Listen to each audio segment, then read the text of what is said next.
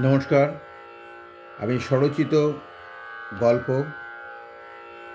শিল্পীর স্বকীয়তা ও মনুষ্যত্ব পাঠ করে শোনাচ্ছি। আমার গানের প্রথম গুরুমা আলমাসি সেদিন আমাকে সঙ্গে নিয়ে একটা বিচিত্রানুষ্ঠান দেখাতে নিয়ে গেলেন। আমাকে ফিসফিস করে বললেন, তোকে বলেছিলাম না কাউকে নকল করবি না, নিজস্ব গায়ন রীতি তৈরি করবি, সেটা চাক্ষুষ করবি আজ, আর শিল্পীর মনুষ্যত্ব দেখবি। এক শিল্পী মঞ্চ অলঙ্কৃত করবেন, তার কথা নিয়েই জল্পনা চলছে শ্রোতাদের মধ্যে। এ যেন জলে ভেসে থাকা জাহাজের নাবিকদের সৈকতে উঠবার প্রতীক্ষা। এইবার মঞ্চে এলেন সেই শিল্পী। কোন মায়ায় সেই পরিবেশ স্তব্ধ হয়ে গেল। মন্তব্যহীন পৃষ্ঠার শেষে অস্পষ্ট অক্ষর যেমন সবাইকে আকুল করে তোলে, তেমনি প্রফুল্লতা যেন শ্রোতাদের চোখে মুখে। অনাবিল রসিকতায় তিনি বললেন, হ্যাঁ, না, আমি কিছু খারাপ গান শোনাতে এসেছি। জানেন তো আমি ভালো গান করতে পারি না, তবে গান পাগল বলে আমাকে আপনারা গান শোনানোর জন্য ধরে নিয়ে আসেন। তুমুল হর্ষধ্বনি তার কথার অসারতা প্রতিষ্ঠা করল।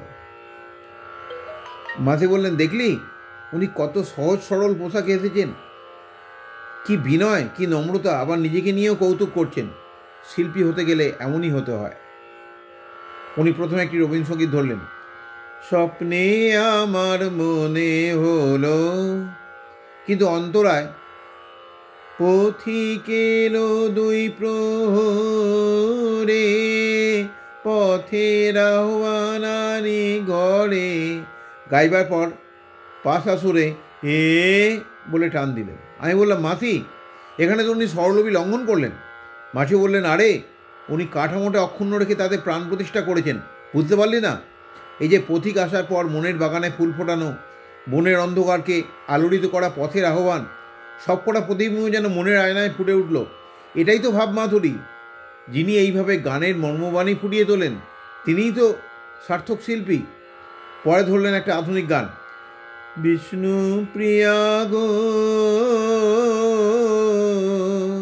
বিষ্ণু প্রিয়া গো, আমি চলে যাই, আমি চলে যাই।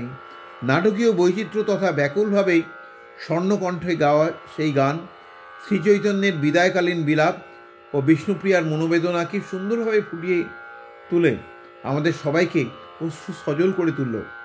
গানের শেষে মানপত্র নিয়ে চলে যাওয়ার মুখে এক মহিলা এসে তাকে বললেন, দাঁড়াও, একটা মিষ্টি খাও। শিল্পী বললেন, আজ এই ভালোবাসার টুকরোই আমার সবচেয়ে বড় প্রাপ্তি। মাসি উঠে ওনাকে নমস্কার করে জিজ্ঞাসা করলেন, এবার আপনি কোথায় যাবেন? উনি বললেন, দিদি, এখানে আসার সময় একটা ছেলে আমার গাড়িতে ধাক্কা খেয়েছিল, তাকে হাসপাতালে ভর্তি করে তারপর এখানে এসেছিলাম। ও কেমন আছে দেখে নিয়ে তবে বাড়ি ফিরব। বুঝলাম ওনার মধ্যে রয়েছে মাটির গন্ধ। খ্যাতির আকাশে উনি হারিয়ে যাননি। ফেরার সময় মাসিকে বললাম, মাসি, আমার মনোভূমিতে একটি অপূর্ব শিক্ষার বীজ তুমি অঙ্কুরিত করলে, একটি অপূর্ব শিক্ষার বীজ তুমি বপন করলে। সেটা হলো, বড় শিল্পী হতে গেলে বড় মানুষ হতে হবে। মাসি আমার মাথায় হাত রেখে বলল, তুই আসল কথাটা এবার বুঝেছিস।